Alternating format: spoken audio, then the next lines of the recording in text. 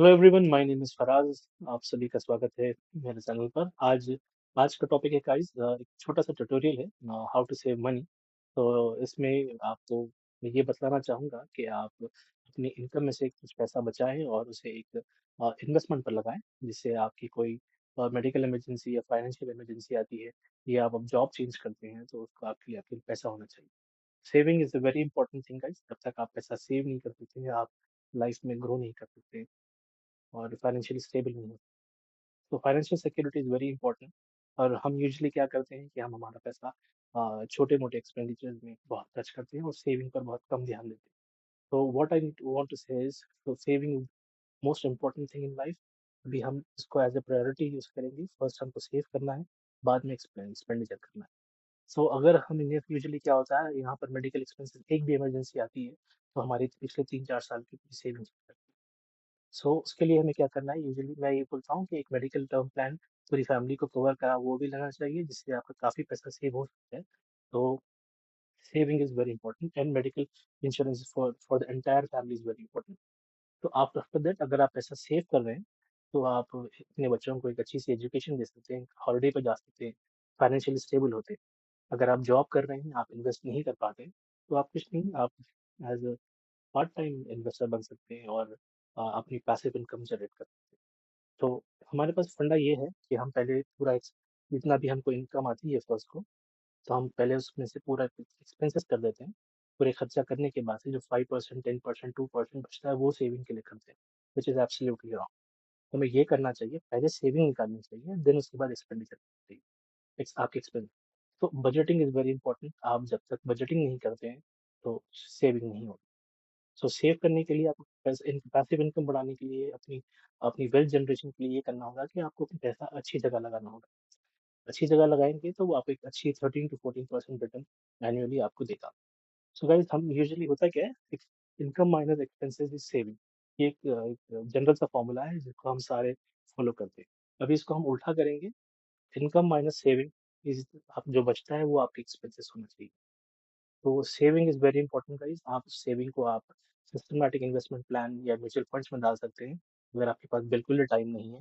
तो और दूसरा ये कर सकते हैं कि आप अच्छे क्वालिटी स्टॉक्स ले सकते हैं, निफ्टी 50 के या ब्लू चिप कंपनीज़ के स्टॉक ले सकते हैं, जो जिसका बैलेंस शीट अच्छा है या फिर कंपनी की फंडामेंटल स्ट्रांग है, तो आप पैसा उसमें लगा सकते हैं गाइस। तो उसके लिए ताकि इससे आपको होगा क्या, आपको एक शॉर्ट टर्म इन्वेस्टमेंट में आपको एक पैसिव इनकम जनरेट होगी, जो आपको फाइनेंशियली सिक्योर और आपकी इनकम को बूस्ट देगा। आपको आपको डिसीजन मेकिंग में आप अच्छा होगा। जितना आप फाइनेंशियली स्ट्रांग होते हैं, आप उतना एक्सप्लोर कर सकते हैं, उतना रिस्क ले सकते हैं। So your passive income is very important. आप इस जॉब के साथ-साथ, आपकी प्राइमरी बिज़नेस के साथ-साथ आपकी एक पैसिव इनकम भी आपको बूस्ट करती है और आपकी लाइफ में हेल्प करती है।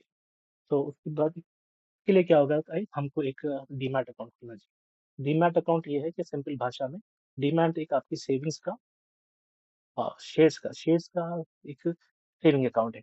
जैसा हम अपना पैसा बैंक में रखते हैं, तो हम सेविंग अकाउंट्स में रखते हैं। तो ऐसे ही शेयर्स हम एक डीमैट अकाउंट में रखते हैं। तो एक डीमैट अकाउंट खोलना बहुत ज़रूरी है। जब तक आप डीमैट अकाउंट नहीं खोल सकते हैं, आप अपने शेयर्स को वहाँ पर आप स्टोर नहीं कर। तो अगर आप और दूसरी चीज़ है ट्रेडिंग अकाउंट। ट्रेडिंग अकाउंट ये होता है गाइस, बाइंग एंड सेलिंग के लिए आपको एक ट्रेडिंग अकाउंट होना चाहिए। तो बाइंग करते हैं, आप सेल करते हैं, उसके लिए जो मीडिएट होता है, वो है ट्रेडिंग अकाउंट। सो गाइस, आप बहुत सारे बैंक्स हैं, जितने बैंक्स हैं सारी चीज़ें आपको 3 इन 1 अकाउंट देते हैं, saving account, demat account and trading account. तो मेरा यूजुअली ये मानना है कि जिससे भी अगर आपका सेविंग अकाउंट जिस भी बैंक में है, उसी बैंक के साथ आप अपना डीमैट एंड ट्रेडिंग अकाउंट खोलें। यूजुअली होता क्या है कि बहुत सारे फर्म्स हैं, डिस्काउंट ब्रोकरेज हाउस, जो आपको trading account and demat account दोनों खोल कर देते हैं। तो grow, Zerodha, angel one, enough stocks, तो ये एक डिस्काउंट ब्रोकरेज हाउस है। यहाँ आपको सिर्फ 2 अकाउंट खुलते हैं, brokerage house, sorry, demat and trading account. तो इसमें होता क्या है, आपको डिस्काउंट ब्रोकरेज, डिस्काउंटेड ब्रोकरेज होता है, आपको सिर्फ आपको टैक्सेस लगते हैं और आपका मिनिमम ब्रोकरेज रहता है। आप अ, ये हाउसेस में आपको वो लगता है। पर अगर मैं ये मानता हूँ, अगर जिस जिस बैंक में आपका सेविंग अकाउंट है और वहीं पर अगर आप खुलाएँगे, तो यूजुअली ट्रांज़ैक्शंस करने के लिए बहुत अच्छा होता है। तो मैं तो वैसे ही करता हूँ बैंक में, आईसीआईसीआई के साथ है तो मैं आईसीआईसीआई के साथ ही अपना डीमैट ट्रेडिंग अकाउंट यूज़ करता हूँ। तो गाइस उसके बाद होता है सबसे इम्पोर्टेंट कैपिटल। जैसे मैंने बताया कि सेविंग हमको वो अपनी प्रायोरिटी लिस्ट पे रखनी चाहिए, पहले सेविंग करना चाहिए, बाद में आपके एक्सपेंसेस करना चाहिए। तो विदाउट कैपिटल, विदाउट पैसा हम अपनी पैसिव इनकम जनरेट नहीं कर सकते। अगर आप एक लमसम अमाउंट पैसा डालकर आप अपनी पैसिव इनकम जनरेट करना चाहते हैं, तो which is well and good, या आपके पास एक बड़ा कैपिटल नहीं है, तो आप एवरी मंथ एक बजट का बजटिंग करिए, एक बजट बनाइए, एक आप एक फंड एलोकेट कीजिए कि एवरी मंथ आपको कितना पे करना कितना इन्वेस्ट करना है। 5,000, 10,000, 15,000, जितनी भी आपकी कैपेसिटी है, आप उस हिसाब से पे कर सकते हैं। तो जब तक आप इन्वेस्ट नहीं करेंगे साइड में, आपकी पैसिव इनकम नहीं होगी, आप फाइनेंशियली स्टेबल नहीं होंगे, फाइनेंशियली सिक्योर नहीं होंगे। And trust me, financially secure होना बहुत इंपॉर्टेंट है। तो दैट्स इट गाइस, यही था, एक छोटा-सा वीडियो बनाना चाह रहा था कि अपनी सेविंग्स कैसे करना चाहिए और अगर उसको कहाँ पैसा लगाना चाहिए जिससे आप 14 13 टू 14% वो एनुअली ग्रो हो और आपको फाइनेंशियली सिक्योर करे। That's it, have a nice day, take care, bye bye.